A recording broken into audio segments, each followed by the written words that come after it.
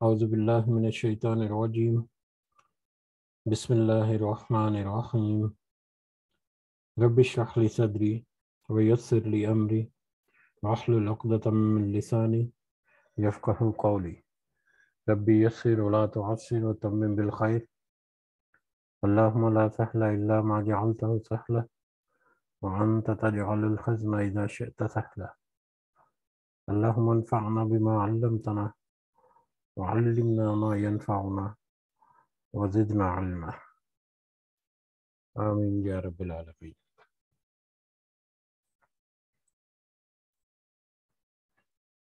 آج ہم انشاءاللہ اللہ کے خاص فضل و کرم سے،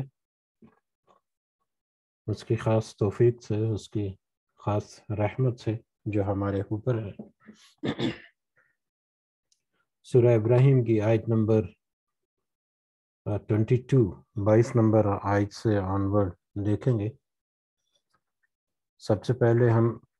اسی کی تعریف اور اسی کا شکر ادا کرتے ہیں جس نے ہمیں مہلت دے رکھی، جس نے ہمیں اس قابل بنایا، جس نے ہمارے دلوں کو اس قابل بنایا کہ ہم اس کے کلام کو سمجھنے کی کوشش کریں، اس دعا کے ساتھ کہ اللہ تعالیٰ اس کی ہمیں صحیح سمجھ عطا فرمائے اور اس کے مطابق ہمیں اپنی اصلاح کرنے کی اور اپنے ساتھیوں کی اصلاح کرنے کی بھی اللہ تعالیٰ ہمیں ہمت و توفیق عطا فرمائے، اور ہمیں اللہ تعالیٰ دنیا میں بھی اور خاص کر آخرت میں بھی کامیابی عطا فرمائے، آمین یا رب العالمین۔ آیت نمبر 22 سے پہلے کل جو ہم نے کچھ آیات پڑھی تھی، آیت نمبر 21 تک، ایک رکوع تقریباً، اس میں ہم نے دیکھا کہ پچھلی قوموں کو، پچھلی رسولوں یا پچھلی قوموں کو مجموعی طور پر، اجتماعی طور پر ان کا ذکر کیا اللہ تعالیٰ نے کہ اجتماعی طور پر ان کے کردار کیا رہا، اور ان رسولوں نے کس طرح سے اللہ تعالیٰ کا پیغام اپنی قوموں تک پہنچایا، لیکن اس کے باوجود ان کی قوموں نے اس کا انکار کیا، اللہ کے اس پیغام کا انکار کیا، اللہ کو ماننے سے یا اللہ کی وحدانیت کو قبول کرنے سے انکار کیا، جس کے نتیجے میں وہ بستیاں جو ہیں وہ تباہ کر دی گئیں۔ اور پھر اللہ تعالیٰ نے کہا کہ اس کے لیے کچھ مشکل نہیں کہ وہ ان ساری بستیوں کو یا قوموں کو یا تم لوگوں کو بھی ہلاک کر دے، سرے سے تباہ و برباد کر دے، اور اس کی جگہ پر ایک نئی قوم یا نئی امت یا نئے لوگوں کو لے آئے۔ یہ اللہ تعالیٰ کے لیے کچھ مشکل نہیں۔ اور اس کے علاوہ کل جو اہم آیات ہم نے پڑھی وہ انتہائی سخت آیات ان کافروں کے بارے میں جنہوں نے انکار کیا کہ جس طرح سے ان کو جہنم میں پیپ کھولتا ہوا پانی اور اس طرح کے عذاب جو ہیں وہ اللہ تعالیٰ کی طرف سے دیے جائیں گے، اور ان عذاب میں کچھ کمی نہیں ہوگی، اور ان کو ایسے لگے گا جیسے ہر وقت وہ موت ہی ان کے آگے پیچھے ہے، یا ہر وقت وہ موت کی تمنا کریں گے، لیکن اب وہاں پر ان کو موت نہیں آئے گی، کیونکہ قیامت کے دن موت کو بھی مار دیا جائے گا۔ تو اس طرح کی بہت سخت آیات ہم نے دیکھی تھی جو کل ہمارے سامنے سے گزری۔ ہم دعا کرتے ہیں کہ اللہ تعالیٰ ہمیں ایسے کسی بھی عذاب، ایسی کسی بھی سزا، اللہ کے اسے کسی بھی غضب سے محفوظ رکھے، اور اللہ تعالیٰ سے یہ خاص دعا کہ ہمارے اس دنیا میں اٹھنے سے پہلے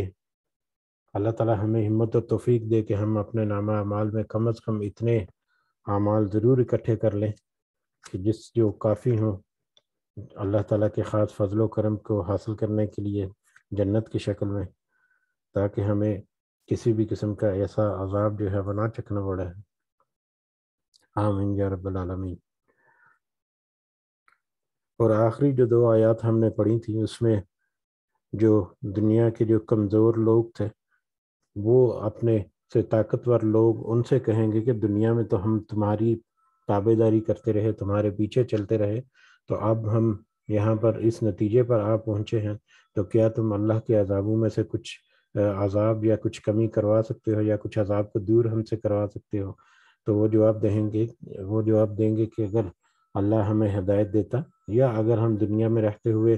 اپنا اختیار استعمال کرتے ہوئے اگر ہم اللہ کی ہدایت پکڑ لیتے تو ضرورت تمہاری بھی اسی طرح سے رہنمائی کرتے۔ اب تم چاہے بے قراری رکھو چاہے صبر کرو، دونوں ہی برابر ہیں، کیونکہ اب ہمارا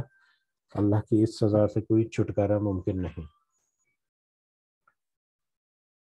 اس کے بعد ہم آج سبق کرتے ہیں شروع میں آیت نمبر 22۔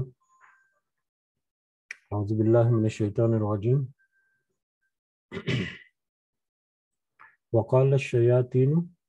اور کہے گا شیطان۔ اب یہ جہنم کا جب ذکر آ رہا پچھلی آیات میں تو اسی کا کنٹینیوشن ہے یہاں پر۔ تو وقال الشیطان،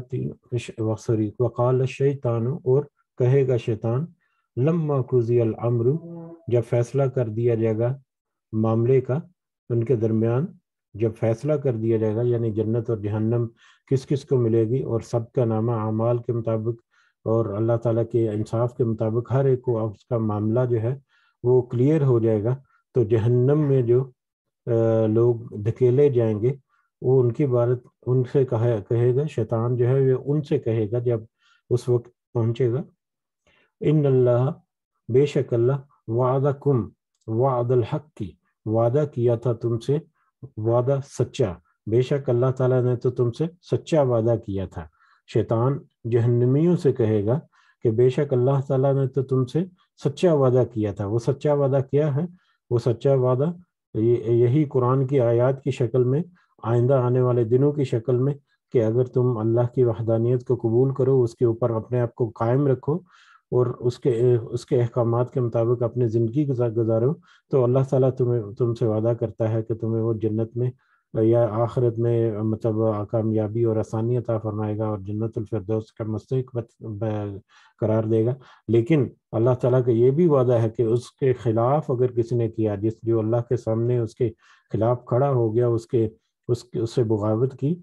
تو اس کا نتیجہ ہے جہنم کی شکل میں ان کے سامنے ہوگا۔ یہ دونوں طرح کے وعدے اللہ تعالیٰ نے مطلب کیے ہیں، اور یہ قرآن جو ہے اٹ سیلف، اس کا ہر لفظ جو ہے وہ بھی ایک ایسا سچا وعدہ ہے کہ جو ایک وقت آئے گا کہ یقیناً سب کے سامنے واضح اور حقیقت بن کر کھڑا ہوگا کہ یہ واقعی ہی اللہ تعالیٰ نے اپنے کلام میں ذکر کیا تھا، یا نبی کریم صلی اللہ علیہ وسلم کے ذریعے سے، وحی کے ذریعے سے ہم تک پہنچا تھا، تو یہ بھی سچا ہے، اور یہ بھی اللہ تعالیٰ کی طرف سے وعدوں کے الفاظ ہیں جو اس قرآن مجید میں آیات اتر رہی ہیں، وہ ہمارے سامنے ہیں بہت ساری۔ بہرحال شیطان جو ہے وہ اس وقت جب سب کا معاملہ کلیئر ہو جائے گا تو جہنمیوں سے کلام کر کے کہے گا کہ اللہ نے جو تم سے وعدہ کیا تھا وہ تو بے شک سچا تھا، وَوَعَدْتُكُمْ، اور میں نے بھی تم سے جو وعدہ کیا تھا، میں نے تم سے جو وعدہ کیا تھا، فَاخْتَلَفْتُكُمْ، تو میں نے خلاف ورزی کی تم سے۔ اللہ نے جو تم سے وعدہ کیا تھا وہ تو سچا تھا، جبکہ جو میں نے تم سے وعدہ کیا تھا اس کی میں نے خلاف ورزی کی۔ شیطان نے کیا وعدہ کیا تھا؟ شیطان نے در حقیقت وعدہ اس سینس میں کہ اس نے صرف سبز خواب دکھائے، اس نے صرف مطلب ایک رستہ دکھایا کہ اس رستے پر چلو تمہیں آسانی ملے گی، تم کامیاب ہو جاؤ گے، تمہارے پاس مال و دولت کی کمی نہیں ہوگی، تمہارے پاس عزت اور شہرت جو ہے وہ تمہیں ملے گا، یہی کام آنے والی چیزیں ہیں، انہی سے تم فائدہ اٹھا لو، جب تک تم مطلب ہو تمہارے اولاد اور تمہارے بعد میں آنے والی نسلیں جو ہیں ان کو وہ عیش مستی کریں گی، یا تم اپنے آپ کو بڑا راحت میں رکھو گے اگر تم اس طرح سے کام کر لو، یا اس طرح کی دنیا کی راحتیں اور دنیا کی جو آسائشیں ہیں ان کو حاصل کرنے کے لیے اس نے جو سرگوشیاں کی، شیطان کی سرگوشیاں تو صرف وہی ہیں، جبکہ صحیح وعدہ تو ہے یا صحیح کامیابی تو ہے وہ تو آخرت میں کامیابی کی شکل میں ہونی چاہیے تھی، لیکن اس کا تو شیطان نے بالکل وعدہ ہی نہیں کیا۔ یا دنیا میں جو شیطان نے کہا کہ تم اس طرح سے رہو تو تم کامیاب رہو گے، تو در حقیقت اس نے اپنے وعدے کی خلاف ورزی کی کہ وہ کامیابی تو ہے ہی نہیں، اس میں تو کامیابی ہے ہی نہیں تھی جو اس نے دنیا میں شیطان نے ورگلایا ہم سب کو، انسان کو۔ ٹھیک ہے، تو شیطان بھی وہاں پر بھی کہے گا کہ اللہ نے جو تم سے وعدہ کیا تھا وہ تو سچا تھا، لیکن میں نے تو تمہارے ساتھ وعدہ خلافی کی، یا میں نے تمہارے ساتھ ایک جھوٹا وعدہ کیا تھا. وما کان علی علیکم، اور نہیں تھا میرے لیے تم پر من سلطان، کوئی زور. یہ اس آیت کا ایک بہت ہی اہم نقطہ ہے اس آیت میں. وما کان علی علیکم من سلطان، نہیں تھا اور نہیں تھا میرے لیے تم پر کوئی زور، میری تمہارے اوپر کوئی زور زبردستی نہیں چل سکتی تھی. الا ما، سوائے اس کے، ان دعوتکم، کہ میں نے دعوت دی تمہیں، سوائے اس کے کہ میں نے دعوت دی تمہیں، فاستجبتم، تو تم نے مان لیا، لی میری بات کو. میرا تمہارے اوپر کوئی زور زبردستی نہیں تھا، دنیا میں جب زندہ تھے تو میرا تمہارے اوپر کوئی زور زبردستی نہیں تھا، میں نے تو صرف تمہیں دعوت دی اور تم نے میری دعوت کو قبول کر لیا، مان لیا. اس دنیا میں شیطان کسی کو رسیوں سے اس کے ہاتھ پاؤں باندھے ہوئے نہیں ہے، یا اس کے کان سے پکڑ کر گھسیٹ کر اس کو گناہوں کی طرف نہیں لے کر جا رہا، بلکہ وہ آزاد ہے انسان، اس کے پاس آزادی ہے، اللہ تعالیٰ کی طرف سے جو اختیار ہے اس کو استعمال کر کے جو رستہ وہ چوز کرنا چاہے. اللہ تعالیٰ نے حق اور سچ سارا کچھ سامنے رکھ دیا، دونوں رستے برائی کے اور گمراہی کے رستے کہاں پر جا کے رکتے ہیں یا کہاں پر اس کی منزل ہے وہ بھی بہت واضح اللہ تعالیٰ نے کر دیا. جو اللہ تعالیٰ کے احکامات کا پر اوپر کے اوپر چلے گا وہ رستہ کہاں پر انجام اختتام پذیر ہوگا اس کا بھی اللہ تعالیٰ نے بہت واضح طور پر ہمارے سامنے رکھ دیا. اور اس کے ساتھ ساتھ اللہ تعالیٰ نے جو انسان کا ایک کھلا دشمن ہے شیطان، اس کے بارے میں بھی بہت ساری آیات یا بہت سارے پوائنٹس جو ہیں وہ کھول کر سامنے رکھ دیا. جیسے کہ اب یہ ہماری آیت یہ بھی ہمارے سامنے موجود ہے. آج ہم دنیا میں جب زندہ یہ الفاظ پڑھ رہے ہیں، یہ قرآن مجید پڑھ رہے ہیں، تو کم از کم اس کو دیکھ کر تو ہمیں سمجھ آنی چاہیے یہ الفاظ بھی اللہ تعالیٰ کی طرف سے سچے وعدے کی شکل میں ہے کہ قیامت کے دن شیطان اس طرح سے کہے گا. اگر پھر بھی ایک انسان جو ہے وہ اپنی مرضی سے اس کے سرگوشیوں کے پیچھے چلتا ہے تو پھر تو اس میں صرف انسان کی اپنی خطا ہے. تو شیطان جو ہے اس کا انسان کے جسم کے اوپر کوئی اختیار نہیں، ماں سوائے اس کے کہ وہ اس کے کانوں میں وسوسے کرے، اس کے دل میں وسوسے ڈالے اور اس کو بس گمراہی کی طرف رستہ دکھائے. بس اس کو پکڑ کے کھینچ تان کر، اس کے کان سے پکڑ کر یا ہاتھ پاؤں باندھ کر اس کو اٹھا کر کہیں بھی کوئی شیطان جو ہے اس کے پاس کوئی ایسی اتنی قدرت نہیں کہ وہ اس طرح سے کر کے کسی انسان کو اپنے گمراہی یا گناہ کے رستے پر لے کر جائے. لیکن انسان کو جب ایک وسوسہ آتا ہے تو اس کی آنکھیں جو ہے وہ ایسے کھل جاتی ہیں، وہ ایسے وہ مسحور کن ہو جاتا ہے اس کے وسوسے میں یا اس کے مسحور کن سی سبز باغ میں کہ وہ اس کے پیچھے چلنا شروع ہو جاتا ہے. اور آج ہمارے سامنے کئی چیزیں، بہت ساری بے شمار چیزیں ایسی ہیں جو بہت کھلی حقیقت ہیں، جن کو ہم بہت کھلے تو الفاظ میں مانتے ہیں، قبول کرتے ہیں، لیکن اس کے باوجود بس اس کے اوپر عمل کیے جا رہے ہیں، اسی روش پر چلے جا رہے ہیں اور کچھ بھی ہم اپنے اصلاح نہیں کر رہے. تو اس میں شیطان کا کام تو بس اتنا ہی ہے کہ رستے پر ڈال دے. اس کی بہت ساری مثال آج کل سوشل میڈیا جو ہے اس کا کس قدر پازیٹیو اور کس قدر نیگیٹو یوز ہو رہا ہے. اوکے، پازیٹیو نیگیٹو یوز کو چھوڑ دیں، موبائل فون کا اٹسلف ضرورت سے زیادہ یوز کرنا وہ صحت کے لیے، انسانی دماغ کے لیے کس قدر مضر ہے وہ ہر بندہ جانتا ہے. لیکن اس کے باوجود مطلب ہر بندہ جو ہے وہ ایک حد سے تجاوز جو ہے وہ کرتا ہے، اور بس اس کو پتا ہے کہ اس چیز کا نقصان ہے، اس کے باوجود وہ اس کو بس لیے جا رہا ہے اور چلے جا رہا ہے، اور اس کو بس اس کے اوپر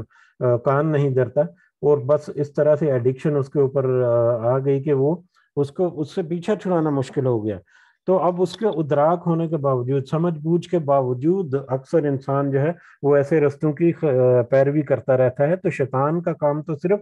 رستہ دکھا دینا اور سبز باغ دکھا دینا ہے. اس کے بعد انسان کی اپنی مرضی ہے کہ وہ اس کے رستے پر چلے، اور اگر وہ اس پہ رستے پر چلے گا تو وہ اپنی مرضی کرے گا، شیطان کے پاس اس کا کوئی اختیار نہیں.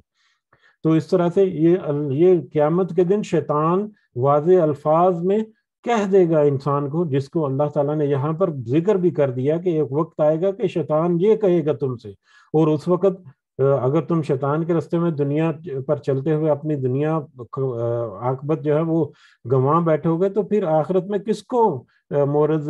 کیا کہتے ہیں موجد الزام ٹھکراؤ گے، یا کس کے اوپر الزام دھرو گے؟ کہ اللہ تعالیٰ نے تو یہ تک وعدے کر کے رکھ دیے کہ شیطان آخرت میں تمہارے ساتھ کیا کرنے والا ہے، کس طرح سے تمہیں دھوکہ دینے والا ہے، یا کس طرح سے تمہارے ساتھ معاملہ کرنے والا ہے۔ فلا تلومونی، تو وہ شیطان تو کیا اور کیا کہے گا؟ فلا تلومونی،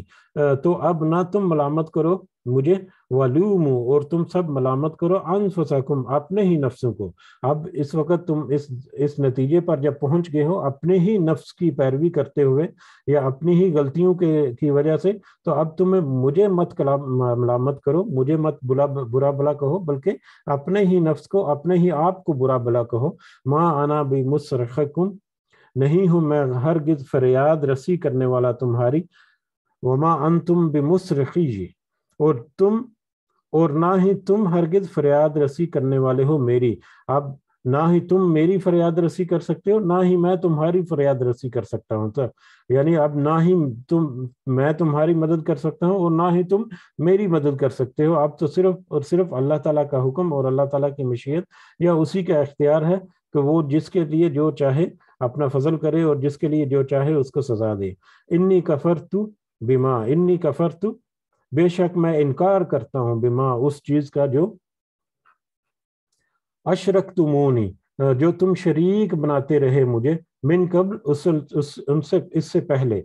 یعنی دنیا میں جو تم مجھے شریک بناتے رہے، اللہ کے مقابلے میں تم میری باتوں کی پیروی کرتے رہے، اللہ کے مقابلے میں تم میرے بتائے ہوئے گمراہ کن رستے کے اوپر چلتے رہے، یا میرے احکامات یا میری مطلب جو سرگوشیاں تھیں ان کے اوپر تم نے عمل کیا اللہ تعالیٰ کو چھوڑ کر، کہ جو اللہ کے مقابلے میں جو تم میری پرستش یا میری بھی پیروی کرتے رہے، تو میں آج اس سے اس سے ٹوٹلی انکار کرتا ہوں۔ یہ شیطان کے الفاظ جو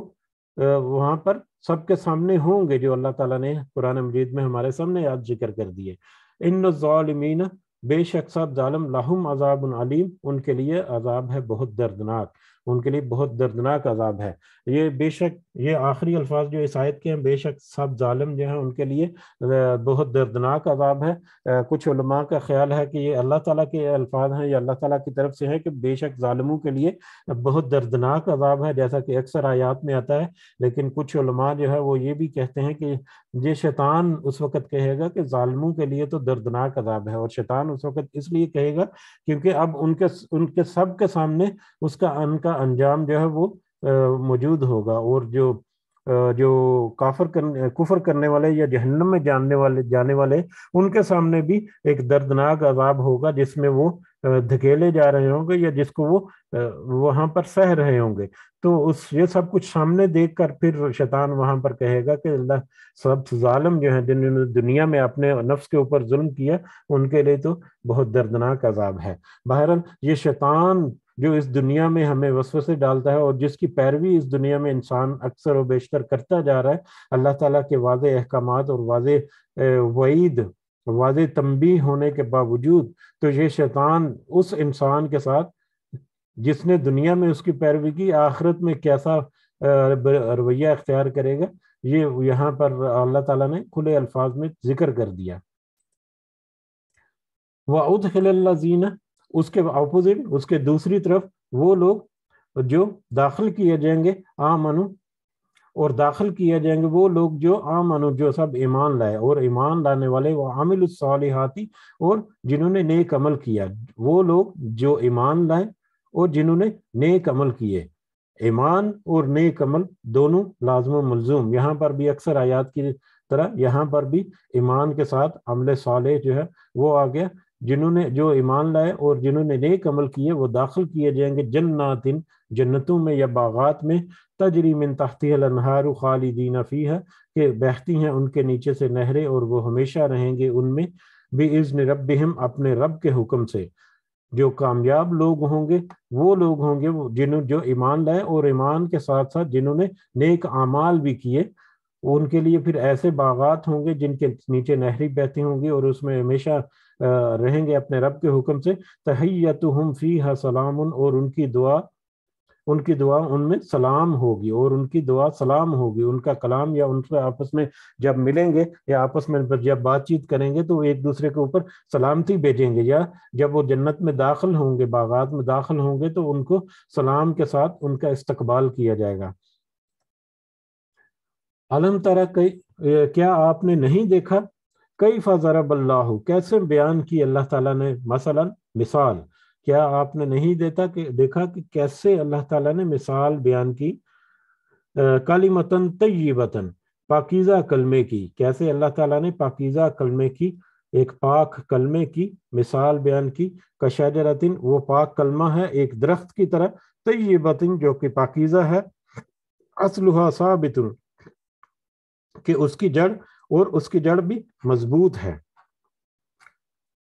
وفرعها اور اس کی جڑ اور اس کی شاخیں یا اس کی برانچیں فی السماء، آسمان میں ہیں۔ کیسے اللہ تعالیٰ، کیا آپ نے نہیں دیکھا کہ کیسے اللہ تعالیٰ مثال بیان کرتا ہے پاکیزہ کلمے کی، جو ایک ایسے پاکیزہ درخت کی طرح ہے جس کی جڑیں بہت مضبوط ہیں، اور اس کی برانچیں اور اس کی شاخیں جو وہ آسمان میں ہیں۔ کلمہ طیبہ، کلمہ طیبہ عام جو الفاظ میں عام مطلب جو ہم اس کا لیتے ہیں، وہ کلمہ طیبہ وہ توحید و رسالت کا جو مطلب شہادت ہے، لا الہ الا اللہ محمد رسول اللہ، جو کلمہ ہے اس کو ہم کلمہ طیبہ عام طور پر کہتے ہیں، یقیناً اس کا یہی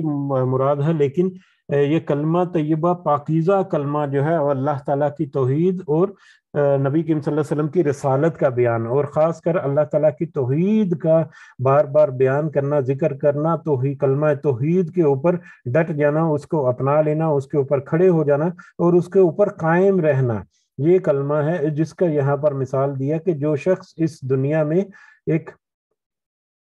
پاکیزہ کلمے یا کلمہ توحید کے اوپر قائم رہتا ہے، اس کے اوپر قائم رکھتا ہے، اور اپنے آپ کو کلمہ توحید اور شہادت رسالت جو ہے اس کے اوپر قائم رکھنے کے سلسلے میں جو اس کو صبر کرنا پڑتا ہے یا شکر کرنا پڑتا ہے، یا جس طرح سے بھی اس کے حالات و واقعات ہیں، وہ اپنی پوری زندگی میں اس کلمے کی حفاظت کرتا ہے، اس پاکیزہ کلمے کی یا اس اپنے بنیادی عقیدے کی حفاظت کرتا ہے۔ یہ کلمہ طیبہ ہمارا بنیادی عقیدہ ہے، اسی کی بنیاد پر ہمارا پورا ایمان جو ہے وہ کھڑا ہے، ٹھیک ہے، توحید کی بنیاد پر، اور اس کے بعد رسالت رسول اللہ صلی اللہ علیہ وسلم کو آخری نبی ماننے کی بنیاد پر ہمارا پورے کا پورا عقیدہ، پورے کا پورا ایمان جو ہے وہ کھڑا ہے، اور جو اس بنیادی ستون کی ساری عمر حفاظت کرتا ہے، اس کی مثال اس کلمے کے بارے میں یہاں پر کیا کہ وہ کلمہ ایک ایسا پاک جملہ ہے یا ایک ایسا پاک مطلب کلمہ ہے، اس کی مثال ایک ایسے پاکیزہ درخت کی طرح ہے جس کی جڑیں بہت مضبوط ہیں، اور اس کی شاخیں جو ہیں وہ آسمان تک پھیلی ہوئی ہیں، یعنی جو اس کلمے کو پکڑ لے گا، اس کلمے کے اوپر کھڑا رہے گا، وہ زمین میں بھی ثابت قدم رہے گا، اور آسمان میں بھی وہ اس کی سنوائی ہوگی، آسمان میں بھی اس کی پہنچ ہوگی، اللہ کی بارگاہ میں بھی اس کی عزت و تکریم اور بڑی پہنچ ہوگی۔ یہ کچھ علماء نے اس کو کھجور کے درخت سے تشبیہ دی ہے کہ جس طرح سے کھجور کا درخت، اس کے اگر تنے کو دیکھا جائے تو وہ تنا بہت ہی مضبوط ہوتا ہے، بہت ہی سخت اور مضبوط ہوتا ہے، اس کی جڑیں جو ہیں وہ بہت مضبوطی سے اس کو تھامے ہوئے ہوتی ہیں، اور اس کے نیچے ہم اگر کھڑے ہوں تو وہ بلند ہوتا ہے، اور اس کی شاخیں جو ہیں وہ اونچی ہوتی ہیں، جو آسمان سے باتیں کر رہی ہوتی ہیں۔ بہرحال اللہ تعالیٰ نے کلمہ طیبہ یا پاکیزہ کلمہ کی مثال اس درخت کی طرح سے دی جو مضبوط جڑوں کے ساتھ کھڑا ہے، اور اس کی برانچز اتنی اونچی ہیں جو آسمان کو چھو رہی ہوتی ہیں، آسمان میں ہیں۔ اور پھر تؤتی اکلھا، اور دیتا ہے اپنا پھل، یہ جو تناور درخت ہے، مضبوط درخت جو ہے یہ اپنا پھل دیتا ہے، کل حین، ہر وقت، باذن ربھا، اپنے رب کے حکم سے، یہ ہر وقت اپنے رب کے حکم سے پھل دیتا ہے۔ یہ وَيَضْرِبُ اللَّهُ، اور بیان کرتا ہے اللہ تعالیٰ، الامثال، مثالیں، للناس، لوگوں کے لیے، لعلہم یتذکرون، تاکہ وہ نصیحت حاصل کریں۔ اور یہ درخت جو ہے یہ ہر وقت، ہر موسم میں پھل دیتا ہے، یہ درخت ہر موسم میں پھل دیتا ہے. یہ ایک انتہائی اہم نقطہ ہے جس کو اگر ہم تھوڑا سا سمجھنے کی کوشش کریں تو ہمیں سمجھ آتی ہے کہ کچھ دن پہلے بھی ہم نے ایک حدیث ذکر کی تھی کہ مومن جو ہے وہ تو ہر وقت بھلائی میں ہی ہوتا ہے. مومن بلکہ کل یہ تھی یا اسے ایک دن پہلے کہ مومن جو ہے وہ تو ہر وقت بھلائی میں ہی ہوتا ہے. اس کے اوپر جب کوئی آزمائش آتی ہے تو اس آزمائش میں تو وہ صبر کرتا ہے تو وہ بھلائی پاتا ہے, اور اگر وہ راحت میں ہوتا ہے, آسانی میں ہوتا ہے, تو اس آسانی میں وہ اللہ کا شکر ادا کرتا ہے تو وہ بھلائی میں بھلائی پاتا ہے. تو ایک مومن جو ہے, مومن ہر وقت کچھ نہ کچھ طریقے سے بھلائی ہی پاتا ہے. ایک مومن جس نے کلمہ توحید اور رسالت کی گواہی جو ہے وہ دے دی اور اس کے اوپر وہ ڈٹا رہا, اور اس کے مطابق اس نے اپنے آپ کو درستگی کی, اپنے اعمال کی درستگی کی, اس کے مطابق وہ اپنے آپ کو ڈھالتا رہا, اس کے اوپر قائم رہنے کے لیے اس کو جو اللہ تعالیٰ کی نعمتیں ملی ان کے اوپر وہ شکر ادا کرتا رہا, اور اس کے اوپر قائم رہنے کے لیے جو تھوڑی بہت مصیبتیں جھیلنی پڑی, تھوڑی آزمائشیں اور سختیاں اس کے اوپر آئیں, اس کے اوپر صبر کیا. لیکن صبر کے ساتھ ساتھ اس نے اپنے رستے کو نہیں چھوڑا. وہی کلمہ طیبہ جس کا پچھلی آیت میں ذکر ہوا اس کو پکڑ لیا اس نے, اسی کے اوپر قائم رہا, تو پھر ہر حال میں وہ مطلب کامیاب ہی کامیاب ہے, ہر حال میں اس کو فلاح ہی فلاح ہے, ہر حال میں وہ کچھ نہ کچھ پھل حاصل کر رہا ہے اللہ کی نعمتوں میں سے. ٹھیک ہے, تو یہی اسی طرح سے مثال ہے کہ یہ درخت ایک ایسا درخت ہے جو ہر وقت, ہر موسم میں, ہر لحاظ سے اس کے لیے کچھ نہ کچھ فائدہ, کچھ نہ کچھ پھل جو ہے وہ دے رہا ہے. چاہے وہ آزمائش کی شکل میں صبر کر رہا ہے, چاہے وہ اللہ تعالیٰ کی نعمتوں کو استعمال کر کے اس کا شکر کر رہا ہے, ہر لحاظ سے وہ کسی نہ کسی طرح سے اس درخت کا پھل جو ہے وہ حاصل کر رہا ہے, اس کا فائدہ ہی حاصل کر رہا ہے. وَيَضْرِبُ اللَّهُ الْأَمْثَالَ لِلنَّاسِ لَعَلَّهُمْ يَتَذَكَّرُونَ, اور اسی طرح سے اللہ تعالیٰ مثالیں دے دے کر لوگوں کو بیان کرتے ہیں تاکہ وہ نصیحت پکڑ سکیں. اب ایسی ایسی مثالیں ہیں, یہ تو مختصر الفاظ میں ہم نے کوشش کی اس کو سمجھنے کے لیے. اس کو ہم جب ڈیٹیل میں دیکھنے لگیں تو اس میں پھر مزید اتنی لمبی ڈسکشن اور اتنے اس کے لمبے چوڑے پہلو نکل سکتے ہیں کہ اس کا احاطہ کرنا ممکن نہیں. تو انسان اپنی عقل اور اپنی سوچ کے مطابق, اپنے ذہن کے مطابق جہاں تک وہ سمجھنے کی کوشش کرے وہیں تک وہ اگر سمجھ لے تو یہ بھی اس کے لیے نصیحت کے لیے کافی ہوگا. اللہ تعالیٰ نے اس ایسی مثالیں بیان کی, بڑے عام سے الفاظ بھی ہیں اور اس میں بڑی گہرائیاں بھی ہیں. وَمَثَلُ کَلِمَةٍ خَبِیثَةٍ, اور مثال گندی بات کی. پہلے ذکر ہوئی تھی کلمہ طیبہ کی, پاک کلمے کی. اب دوسری طرف اس کے اپوزٹ جو ہے, اس کی دوسری طرف جو ہے ایک گندی یا ایک ناپاک بات یا ناپاک چیز جو ہے اس کی مثال اللہ تعالیٰ کیسے دے رہے ہیں. اور مثال ایک ناپاک یا گندی بات کی, کشجرۃ, ایک درخت کی طرح ہے, ایک ایسے درخت کی طرح, خبیثۃ, جو کہ ناپاک ہے, جو کہ گندا ہے یا ناپاک ہے, نجتست, جو اکھیڑ دیا گیا ہو, من فوق الارض, زمین کے اوپر سے. ایک ایسے گندے درخت کی طرح کی مثال ہے جس کو زمین کے اوپر سے اکھیڑ دیا گیا ہو, ما لہا, اس کے لیے نہیں ہے, من قرار, کوئی قرار یا کوئی ٹھکانہ, اس کے لیے کوئی ٹھکانہ نہیں ہے. اس کے اپوزٹ جو گندی بات یا گناہ کی بات یا برائی کی بات جو ہے اس کی مثال تو ایک ایسے درخت کی طرح ہے جو کہ زمین سے اکھیڑ دیا گیا ہو. جو زمین سے اکھیڑ دیا گیا ہو, درخت سے مراد کچھ ایسے درخت ایسے موجود ہیں جو زمین کے اوپر ہی پھیلتے ہیں, جن کی شاخیں اوپر آسمان کی طرف نہیں اٹھتی, یعنی بلند نہیں ہوتی, بلکہ وہ زمین کی طرف, تنا اس کا ہوتا ہے لیکن وہ زمین کے ساتھ ساتھ ہی پھیلتا رہتا ہے, اور اس کی جڑیں اتنی کمزور ہوتی ہیں کہ ذرا سے اشارے سے یا تھوڑی سی محنت یا تھوڑی سے اس کے جھٹکے سے وہ پوری جڑیں جو ہیں وہ اکھڑ کر وہ درخت جو ہے وہ اپنی جگہ سے ہل جاتا ہے, وہ اکھیڑ دیا گیا ہو. ایسا درخت جو ظاہری طور پر تو ایک مطلب حجم رکھتا ہے لیکن اس کی جڑوں کی کوئی حیثیت نہیں, اس کی بنیاد بالکل کمزور ہے, بالکل مطلب اس درخت کی جیسا جو بڑے آرام سے اکھیڑ دیا جاتا رہو. یا اس کے علاوہ جو جھاڑ بوس اور جڑیاں بوٹیاں وغیرہ جو اگاتی ہیں جو کسی قسم کا کوئی فائدہ نہیں دیتی, نہ ہی کوئی پھل ان کا, نہ ہی ان سے کوئی خوشبو, نہ ہی ان سے کوئی ذائقہ, نہ ہی وہ کھانے کے کام آ سکتی ہیں, بلکہ رستوں میں اکثر جو ہے وہ مطلب اذیت کا ہی باعث بنتی ہیں۔ تو یہ گندی بات کی جو مثال ہے وہ اس طرح کے درختوں کی نسبت، یا اس طرح کی جھاڑ بھوڑ اور مطلب جڑی بوٹیاں اور اس طرح کے جو نباتات ہیں ان کی مانند ان کی مثال ہے، جن کی کوئی فوقیت، جن کا کوئی ٹھکانہ نہیں، اس زمین میں کوئی حیثیت نہیں ان کی۔ بلکہ اسی بات کے اندر ایک اور بات جو گہری چھپی ہوئی ہے وہ یہ بھی ہے کہ کوئی بعض دفعہ وہ جو خوبصورت نظر، یہ جو جنگلی جھاڑ پھونس اور مطلب اس طرح کی جو چیزیں ہیں ظاہری طور پر کئی دفعہ خوبصورت ہوتی ہیں، بڑا اٹریکٹ کرتی ہیں، لوگ اس کی طرف مائل بھی ہوتے ہیں۔ آپ دیکھ گھروں میں سجانے وجانے کے لیے بھی بہت سارا مطلب بہت ساری ایسی جڑی بوٹیاں یا اس طرح کی گھاس پھوس جو ہے وہ لگی ہوئی ہوتی ہے، یا ایون کے لینڈسکیپنگ کے لیے بھی یوز کرتے ہیں، لیکن حقیقت میں ان کا ظاہری دیکھنے کے علاوہ ان کو کچھ فائدہ نہیں۔ اسی طرح سے دنیا میں وہ ظاہری طور پر کچھ اگر اثر رکھتی ہیں، ظاہری طور پر کچھ کسی کو بھا جاتی ہیں، ظاہری طور پر کسی کی دل لگی کر بھی دیں، لیکن حقیقت میں ان کا کچھ فائدہ نہیں، حقیقت میں وہ بے سود کی بے سود ہی ہیں۔ جیسا کہ کل ہم نے ایک راکھ کی مثال سے ذکر کیا کہ انسان کے گناہ جو ہیں وہ راکھ کی طرح ہیں، یعنی ایک انسان جو گناہگار ہے، اللہ کا انکار کرنے والا ہے، کافر جو ہے، وہ اس کے اعمال جو دنیا میں اس نے کیے اپنی راحت کے لیے وہ اسی طرح سے ہیں جیسے کہ ایک راکھ کہ جب تیز ہوا چلے تو وہ اڑ جائے اور اس کا کچھ وجود نہ باقی رہے، کچھ بھی فائدہ، کسی بھی فائدے کی چیز نہیں۔ اسی طرح سے یہ گناہ جو ہے وہ ایک ایسے درخت کی طرح جھاڑ پھوس کی طرح ہے جن کا اس زمین میں کچھ بھی فائدہ نہیں، ماں سوائے اس کے کہ وہ ظاہری طور پر کچھ حیثیت رکھتی ہوں یا ظاہری طور پر ان کا کچھ وجود ہو، لیکن در حقیقت ان کا کچھ فائدہ انسان کے لیے نہیں۔ یثبت اللہ الذین آمنوا، ثابت قدم رکھتا ہے اللہ ان لوگوں کو جو ایمان لائے، بالقول ثابت،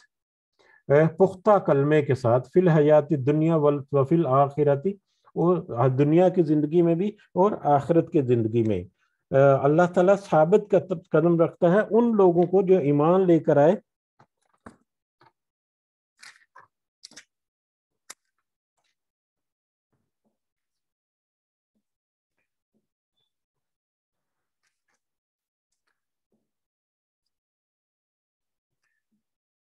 وہ لوگ جو اللہ پر ایمان لے کر آئے، اللہ تعالیٰ اور اس کے اوپر ثابت قدم رہنے کی انہوں نے کوشش کی، اس کے اوپر چلنے کی کوشش کی، تو ان کے بارے میں اللہ تعالیٰ کہہ رہے ہیں کہ وہ جو دنیا میں اپنے آپ کو ثابت قدم رکھتے ہیں تو ان کی ثابت قدمی یا ان کی کوشش کے نتیجے میں اللہ تعالیٰ ان کو ان کے ایمان میں ثابت قدم رکھتا ہے، دنیا کے ساتھ ساتھ آخرت میں بھی۔ دنیا میں بھی جو کوشش کرتے ہیں وہ اپنے ایمان پر مضبوط رہتے ہیں، اور آخرت میں بھی وہ اسی کلمے کی بدولت یا اسی ثابت قدمی کی بدولت، کلمہ توحید کی بدولت، یہ کلمہ توحید جہاں پر لکھا گیا جس کا پہلے کلمہ طیبہ کے نام سے ذکر ہوا، اس کی بدولت نہ صرف وہ دنیا میں کامیاب ہوتے ہیں، دنیا میں وہ ثابت قدم رہتے ہیں، بلکہ آخرت میں بھی وہ ثابت قدمی اللہ تعالیٰ ان کو عطا کرتے ہیں۔ اس کی نسبت سے کچھ احادیث جو ہیں وہ میرے سامنے ہیں کہ یہ ثابت قدمی کیا ہے، جو دنیا میں جو انسان اللہ تعالیٰ کے احکامات کے اوپر ثابت قدم رہے، جو کلمہ توحید جو ہے، اللہ کی وحدانیت اور کلمہ رسالت جو ہے، رسول اللہ صلی اللہ علیہ وسلم کے آخری رسول ہونے کی گواہی جو ہے، جو اس دنیا میں دیتا رہا اور اس کے اوپر ثابت قدم رہا اور اس کے جتنے تقاضے ہیں ان کو پورا کرنے کی اس نے کوشش کی اور وہ اپنے اس کلمے پر برقرار رکھا، تو اس کو پھر اس دنیا کے علاوہ آخرت میں بھی اللہ تعالیٰ ثابت قدمی عطا فرمائے گا۔ اس کے نسبت سے یہاں پر کچھ حدیث میں ہے کہ موت کے بعد جب قبر میں جب مسلمان سے سوال کیا جاتا ہے تو جواب میں اس بات کی گواہی دیتا ہے کہ اللہ کے سوا کوئی معبود نہیں اور محمد صلی اللہ علیہ وسلم جو ہے وہ اللہ کے رسول ہیں۔ بس یہی مطلب ہے کہ اللہ کے اس فرمان کا جو صحیح بخاری میں ہے، یعنی اس اللہ تعالیٰ کے اس فرمان کا مطلب یہ کہ وہ ثابت قدمی اللہ تعالیٰ عطا فرمائے گا اس کو دنیا کی زندگی میں بھی اور آخرت کی زندگی میں بھی۔ اس کا مطلب یہی ہے کہ جب موت کے بعد جب قبر میں اس سے سوال کیا جائے گا اللہ کے بارے میں اور اس کے رسول صلی اللہ علیہ وسلم کے بارے میں، تو وہاں پر بھی وہ گواہی دے گا، لیکن شرط یہی ہے کہ دنیا میں وہ اس کے اوپر اپنے آپ کو کاربند رکھنے والا ہو، اس کے اوپر کھڑا رکھنے والا ہو اپنے آپ کو۔ اسی طرح سے ایک اور حدیث میں ہے کہ جب بندے کو قبر میں رکھ دیا جاتا ہے اور اس کے ساتھی چلے جاتے ہیں، جب بندے کو قبر میں اتار کر اس کو قبرستان میں چھوڑنے والے آئے جو ہیں وہ چلے جاتے ہیں، اس کے عزیز رشتے دار جب وہ ساتھی چلے جاتے ہیں اور وہ ان کے جوتوں کی آہٹ سنتا ہے، وہ جب لوگ پلٹتے ہیں واپس تو میت جو ہے جو قبر میں ہے وہ ان لوگوں کے جوتوں کی آہٹ سنتا ہے۔ پھر پس اس کے پاس دو فرشتے آتے ہیں اور اسے اٹھا کر اس سے پوچھتے ہیں کہ اس شخص کے بارے میں تیری کیا رائے ہے؟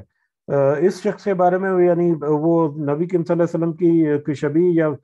اس طرح سے کچھ منظر نامہ ہوگا جس کے بارے میں وہ سوال کرتے ہیں کہ اس شخص کے بارے میں تیری کیا رائے ہے؟ تو وہ مومن ہوتا ہے تو جواب دیتا ہے کہ وہ اللہ کے بندے اور اس کے رسول ہیں، جس نے پوری دنیا اس کلمے کی حفاظت کی، جس نے پوری دنیا اس کلمے کے اوپر وہ اپنے آپ کو قائم رکھا، برقرار رکھا، ثابت قدم رکھا، تو وہ وہاں پر جواب دے گا کہ یہ تو اللہ کے بندے اور اس کے رسول ہیں۔ فرشتے اسے جہنم کا ٹھکانہ دکھاتے ہیں، فرشتے اسے جہنم کا ٹھکانہ دکھاتے ہیں اور کہتے ہیں کہ اللہ نے اس کی جگہ تیرے لیے جنت میں ٹھکانہ بنا دیا، یعنی جہنم کا ایک دفعہ نظارہ کرا دیں گے، لیکن پھر یہ بتا دیں گے کہ اس کلمہ کی بدولت اللہ تعالیٰ نے تمہیں اس دوزخ کی بجائے اس جنت کا تمہارے لیے ٹھکانہ بنا دیا۔ اور اس کو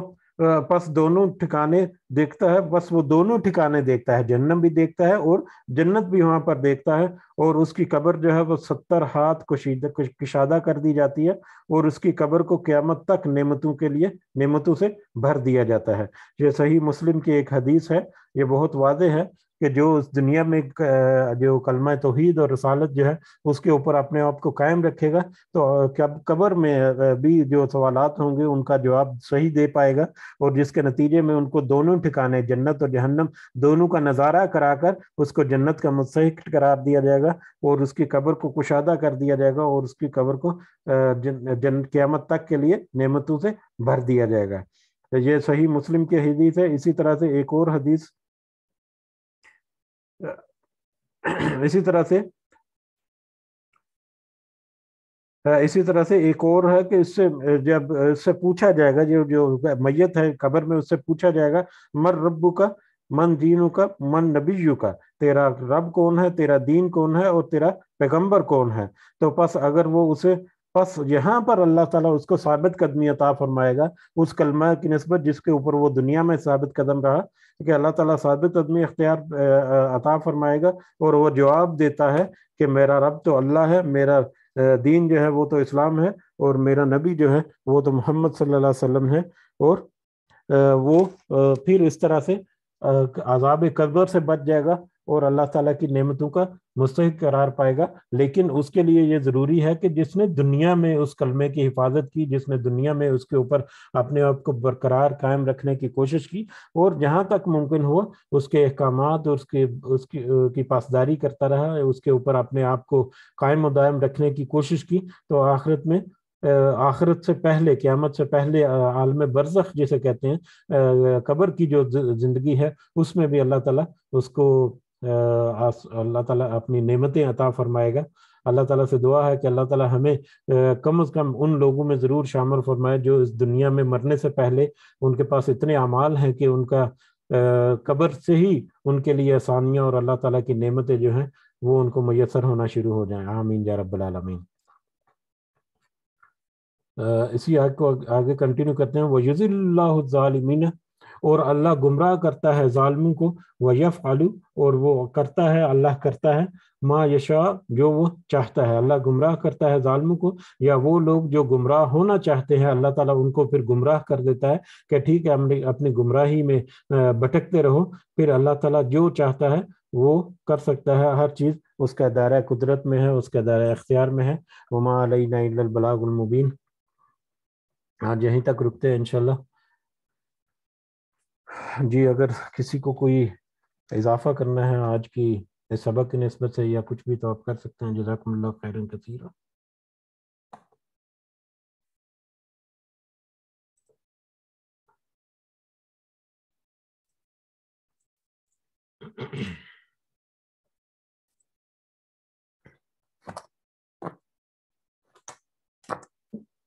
جی ٹھیک ہے، پھر اجازت چاہتے ہیں، سب کو دعا میں ضرور یاد رکھیں، مجھے بھی اپنی دعا میں ضرور یاد رکھیں۔ بہت سارے مسائل ہر ایک انسان کے ساتھ جڑے ہوئے ہیں، ہر اللہ تعالیٰ سب کے لیے آسانیاں فرمائے، سب کے لیے اللہ تعالیٰ اس کی جو نیک اور جائز حاجات ہیں اس دنیا میں وہ پوری فرمائے، اور اللہ تعالیٰ سے دعا ہے کہ ان نیک اور حاجات جائز حاجات کو پوری فرما کر ہمیں اللہ تعالیٰ اس سے صحیح جو فائدہ ہے وہ بھی اٹھانے کی اللہ تعالیٰ ہمیں توفیق اور ہمت عطا فرمائے۔ رب ارحمہما کما ربیانی صغیرا، رب ارحمہما کما ربیانی صغیرا، رب ارحمہما کما ربیانی صغیرا، ربنا تقبل منا انک انت السمیع العلیم وتب علینا انک انت التواب الرحیم۔ سبحان ربک رب العزۃ عما یصفون وسلام علی المرسلین والحمد للہ رب العالمین۔ سبحانک اللہم وبحمدک اشہد ان لا الہ الا انت استغفرک واتوب الیک۔ جزاکم اللہ خیرا۔ السلام علیکم ورحمۃ اللہ وبرکاتہ۔